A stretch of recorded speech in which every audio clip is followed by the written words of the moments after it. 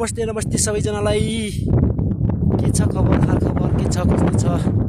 यसो आफू चाहिँ धरपाटनतिर यसो मोल बोक्ने आलु छर्दै यसो यसो मिलाउँदैछु यहाँ आलु छरिरहेको अवस्थामा मोल बोक्ने छ, मोल बोकिरहेको छ।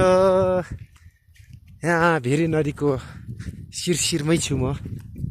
जे भए पनि यस्तो अवस्थामा छ अहिले, हावा लागिरहेको छ। मोल चाहिँ यस्तरी बोकिरहेको छ कि हामी यस्तरी बोकिरहेको छ, यस्तरी मोल बोक्दै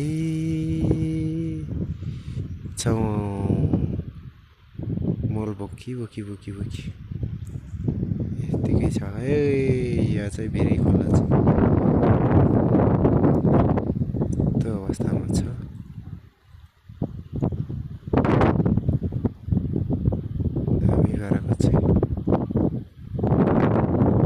यो चाहिँ यस्तो अवस्थामा छ। यो भेरी नदीको शिर यहाँ चाहिँ मोल बोकिने तयारी अवस्था हुँदैछ गाइसमा। धन्यवाद मेरो भिडियो हेरिदिनु भयो।